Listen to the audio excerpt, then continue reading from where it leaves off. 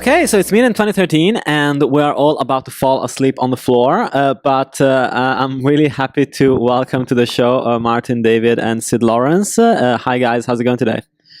Oh man, you know what? You are actually right about the falling asleep at this point. It's like I haven't been to bed for a good couple of days. I got really paranoid last night because I was out till about 4 o'clock in the morning, and I had a technical rehearsal for the demos for the MusicHackDay today that was happening at like 8, 9. And I felt if I went back to the hotel, I'd fall asleep and like just sleep through the whole thing. And I've got in trouble for that before. I've let Midem down on too many occasions when it comes to doing that.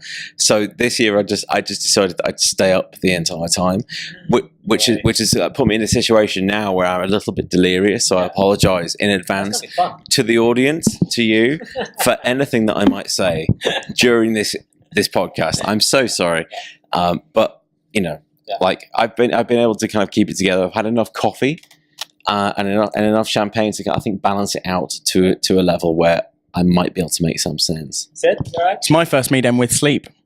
Yay! Last Midem, I think I slept an hour in 62 hours. Yeah, in here. In this room, perched up in a corner somewhere for an hour's sleep. Because last year I was at the Hack Day and this year I wasn't. This year I've been promoted from a hacker to a delegate. Well, actually, official is my actual title on my badge, which apparently makes me the same level as a minister. Really? Yeah. It's what the ministers who are here with their like entourage. Are you allowed to marry people with your official title? Like, willing to give it a go. Willing to give it a go. I'm not sure if it's legally binding, but take it. No one's ever. Do you two want to get married now? I'm not sure that anyone has got married at Midem before. They might as well do it now. Andrea, how you feel?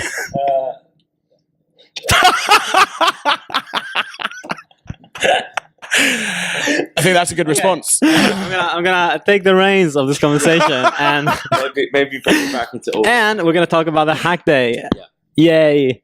Okay, so this was actually a slightly different Hack Day from usual because you had a little bit more time than usual to finish the hacks and to present I guess a more polished, finished project. Then because it's usually 24 hours and you had more like 36 this time.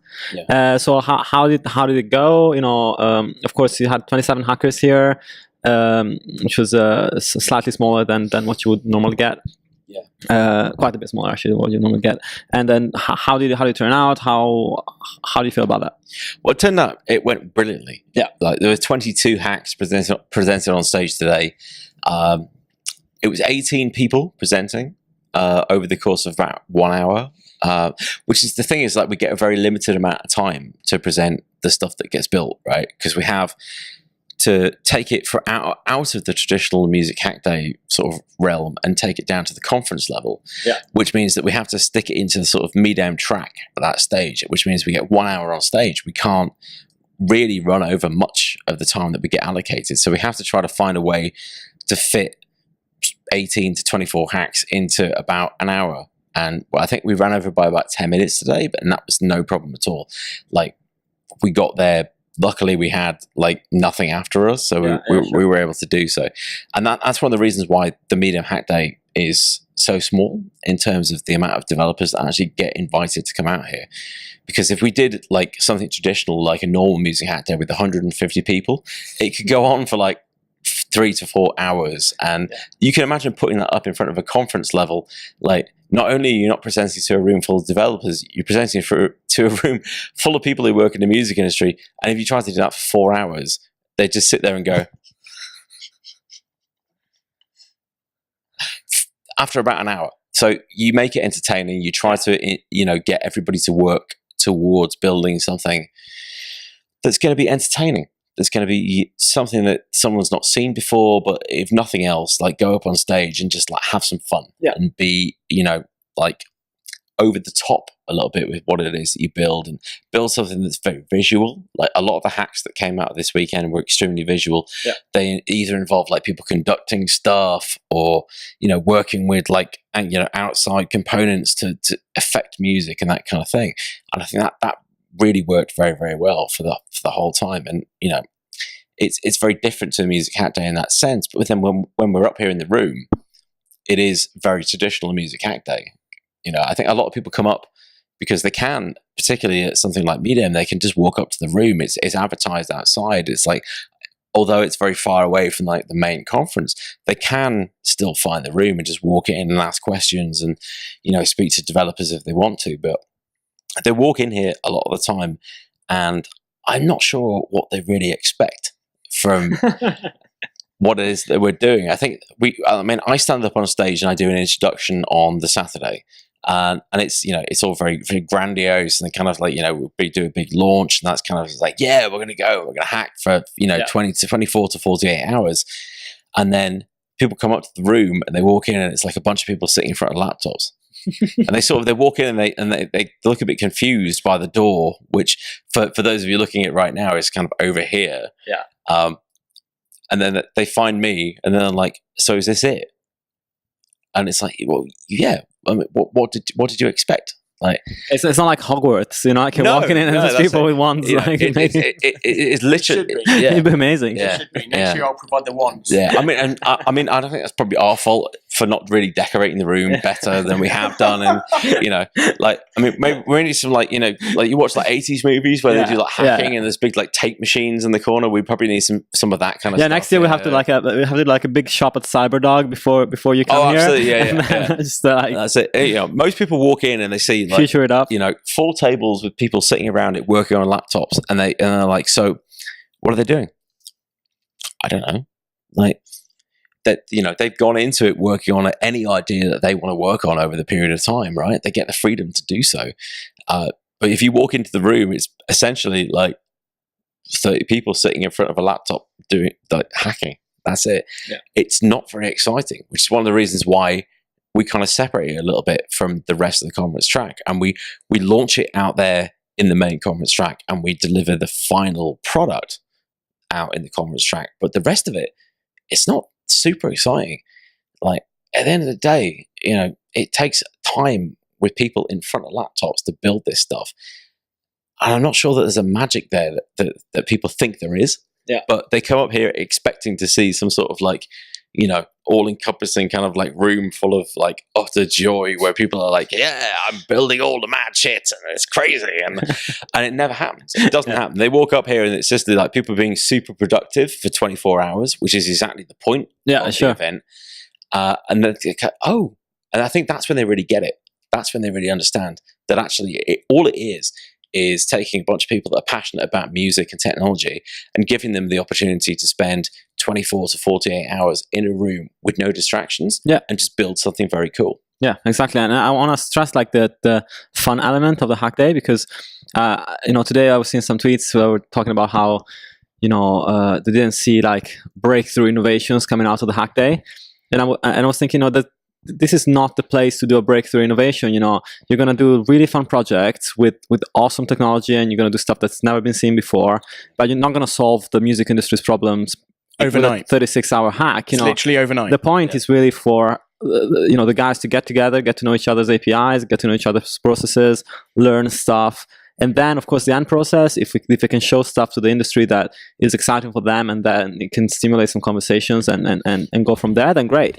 But it's not meant to be a way for the developers to resolve the music industry for free during the weekend. I'm a hacker, right? But I wasn't in the Hack Day. Yeah. And seeing the presentations, I was jealous. I was actually jealous of the fact that they had been hacking away for 48 hours, making something cool. And then I went, what have I done the last 48 hours? I had a few meetings. I had some really good meetings. Yeah. I saw some interesting talks, and I drank far too much whiskey, which apparently is part of the course at Midem. It is. My last year at Midem, as I said, I hadn't really slept. I hacked. I made three hacks last year, I think. Yeah, true. And then seeing what the guys had made over 48 hours, they did something really productive with their time, and made I thought some of them were really interesting. Yeah. I hadn't seen any of the negative tweets, and I think if I had seen those negative tweets from someone who wasn't actually directly involved in the Hack Day this year, I would have replied, possibly after a whiskey or two, possibly regretting it afterwards, depending on who it was who tweeted. Sure. But I was really impressed with some of the hacks. I think on average, like last year at Midem, there was a similar amount of hacks, maybe slightly less, and there were some that were really good and there were some that weren't that great.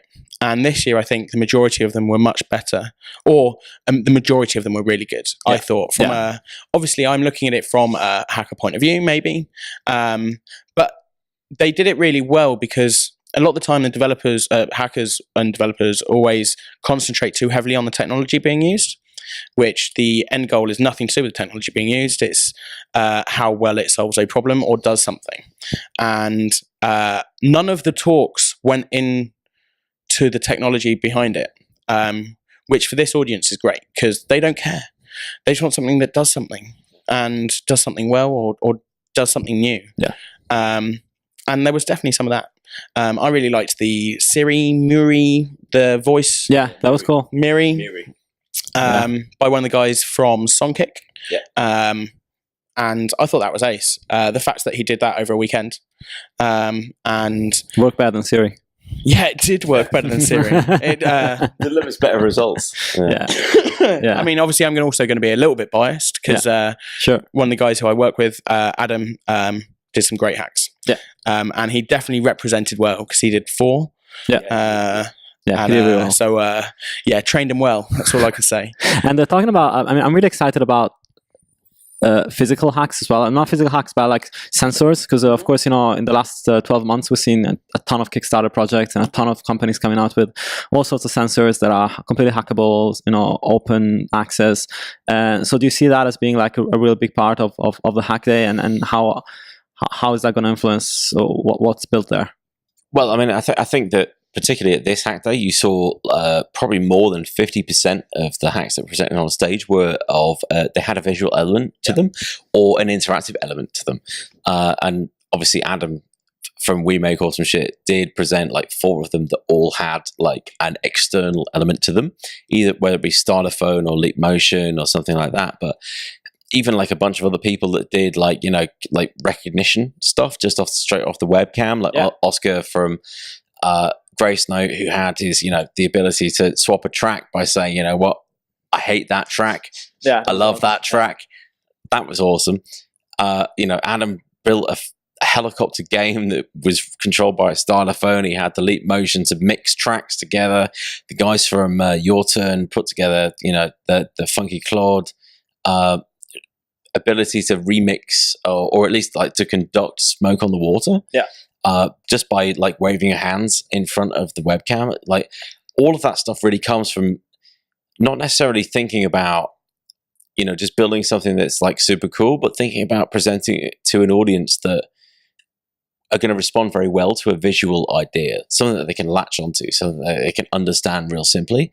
And that's why you saw so many visual hacks this time. And I think, actually the passion for a lot of people to do more stuff with hardware is literally coming out of the fact that actually getting these kind of things like Leap Motion, the Connect, Raspberry Pi, all of this sort of stuff is making building music hacks or hacks in general just so much more fun than it has been for a while. And for any of us that have actually been to a ton of hack days and done this kind of stuff, we've reached a point where we are probably moving beyond the sort of like API level stuff that we can do and just like pulling in data from one place and like mashing it up with another thing. Want to build the real world into it again. And I think you probably say the same, right?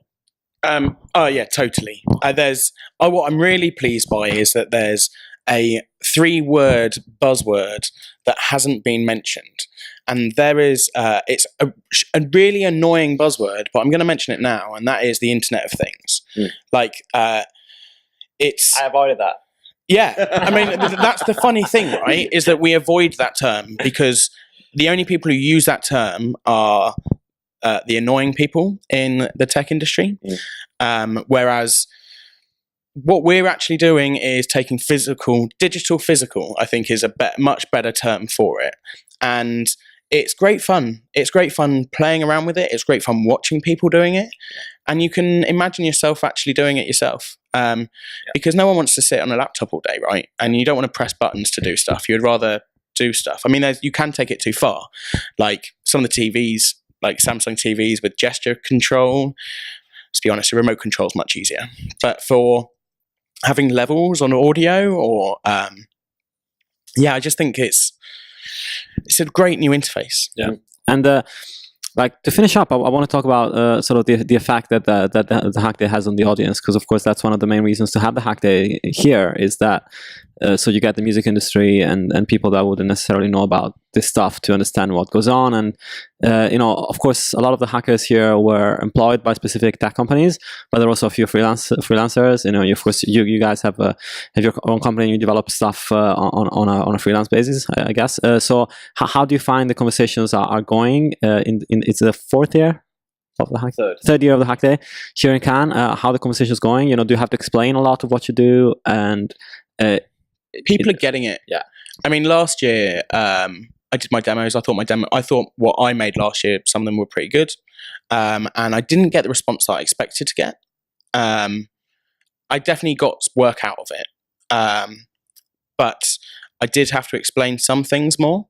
This year, Adam, I saw straight after his presentation. I wanted to go over and congratulate him, but he was being swamped by people wanting to chat with him, which is ace. And it's a great way to demo what the kind of stuff you can do for potential clients, because as you said, that's what we do as a business. That's what WeMakeAwesomeSh.it does. Obviously, I wear various hats with various companies, but WeMakeAwesomeSh.it makes awesome shit for people. Well, at least we get told it's awesome shit. Yeah. So yeah, I think people are definitely getting it. I showed our show reel to a couple of people this weekend, and they absolutely loved it. So yeah, I think people are getting it. Awesome. Martyn, what's your take on it? And do you do you think that part of this recognition is also thanks to the Hack Day? I mean, I would think so. Yeah, I think so too. I mean, I've been coming to Midem for about 10 years now. And I've seen it from the days back in like 2003 when they were like, digital, we hate this. Why we need to stop this beast from taking over our industry, to starting doing the Hack Day here 3 years ago. Yeah. And that becoming like, I mean, the first time we did the Hack Day here, I remember doing the demos, and downstairs they weren't prepared for it at all. They had no internet connection. They didn't have anything sorted out for us. So we presented slides of what it is we built. We had about 150 people come to see us in a very small corner of the Midem conference that year. And this was part of when it was still Midem Lab, before they rolled the Midem Lab into the main track. So before digital became like the big thing that they were doing here, we still had like a huge audience of people come down to see what we'd done. And that worked out extremely well. And everybody got like lots of conversations off the back of it. And we've only seen that progress over the last couple of years. And now that we've increased the amount of people that actually come to the Midem Hack Day, from initially doing it with about sort of 15 people to doing it with roughly 30 people for the last couple of years, it's become something that actually I think is like a real key part of Midem. And like, you do see the intro, but then the Monday has started to become like a really fun time for people to come down and just see what gets built. And yeah, the developers get swamped. Like Adam gets swamped, and like I get loads of questions afterwards, and people are really inspired by what they see. And I think that's super important. Like at the end of the day, this is the kind of stuff that they would probably spend thousands and thousands of pounds trying to get built by agencies or other companies. But actually, they find developers here that can do this kind of stuff and show them what can be done over a 24, 48-hour period. And the inspiration that comes from that is absolutely fantastic. And even if they take away just that, they should probably be doing something slightly differently over that period of time, and they go away and they work on an artist campaign differently because of what they saw, then that's absolutely fantastic. And that's a really good thing. And that's where companies like WeMakeAwesomeSh.it come out, because, they are there to meet that need. And, people like Adam and people like Syd do well because they get this kind of opportunity. And it's fantastic that, there are now developers and there are now companies there that can meet that need. So you see something here that's really cool, and then you can go and talk to Syd about it afterwards, and that will probably become something that you can actually run in real life. It's great. Absolutely. I've just got one more thing to Sure. add with that. Yeah. So I imagine when it all started, everyone saw the term hackers as a derogatory term, as these people are trying to steal our music. And they're finally, I think this year, especially, I finally saw a difference between them realizing that it's a bit cliche, but I quite like the term of using your powers for good. Like, we're hackers, that's a term to describe what we do. But we're not doing bad stuff. That's definitely coming across now. I mean, obviously, you've still got some of the. I would have loved it if there was a mega stand here, mainly because their security was so bad and they got hacked, which is just so ironic. But yeah, I think people are starting to realise that hacker isn't necessarily a negative term. Yeah, Absolutely. I would say that actually that I agree with Syd definitely on this, because like we've been doing this event here for 3 years, and for the first 2 years, the opening presentation that happens before the hack day has always had to go through this moment of explaining like what a hacker is and like why it's different from the traditional hacker. And this year I decided that I was going to drop that from the presentation completely and just go through basing it on the fact that we'd done 29 Music Hack Day events at this point. I think most of the people that were going to come down to the Innovation Factory, if they didn't know what it was, didn't know what Music Hack Day was, didn't understand that a lot of us who do sort of, ad hoc development and like, just playing with stuff that we really want to play with and putting it out there, refer to ourselves as hackers. Frankly, they don't deserve to be there in the first place. So like that was it. So I dropped it completely. I didn't even do an introduction. I didn't even do the bit of like, we're not talking about hackers. We're talking about hackers. So that completely went, and it was nice to be able to just go through and just roll with some like statistics instead. Yeah, sure. Just now I'm going to call myself a hacker. Not a hacker. Nice. Just a hacker. Yeah. Nice. And that's how we will refer to ourselves from now on. But I think that the message has got across for sure over the last couple of years. And if it hasn't, then, absolutely, we've not been doing our job properly. Thanks so much for joining me at this late hour. And of course, Martyn also working at Sendgrid. We can do a plug for Sendgrid. Oh, well, sure. I've should do. Happily, I would like to thank Sendgrid for making sure that I was here this weekend, because on the company holiday there's been some illness issues, I think due to some fish taco problems, but I'm very glad that we got to do this in the hacking room as well, albeit with no hackers anymore. But the Verrio California at the top of the Palais is possibly the premier room in all of Cannes that you can actually do a hack day. It's one of the best rooms that I think you can do a hack day in. And it's super sweet, and it's good that we got to do the interview in here, man. Yeah, and thanks, Syd, from WeMakeAwesomeSh.it and Twilio. And Twilio, of course. And Tomahawk. I've literally been the man of many hats this weekend. You've got many hats, many hats. So, I mean, great. As you were saying, great place. We saw like Psy on the Exactly. They have a balcony here. We've got the best view of the Energy red carpet. Awesome. I did come up. Yeah. It makes it the most rock and roll hack day that you can possibly do. You basically, I was on a boat last summer. That's true, but that was a different hack day. It was quite rock and roll. Yeah, but this hack day, you get to stand on the roof and watch like all of the best of the French celebrities roll at the red carpet whilst writing code and drinking beer. And if you want to do both at the same time, there is a shelf there. So that is true. You can do both if you need to. Yeah. It's fine. Yeah. All right. Well, thanks, guys. Cheers. Cheers.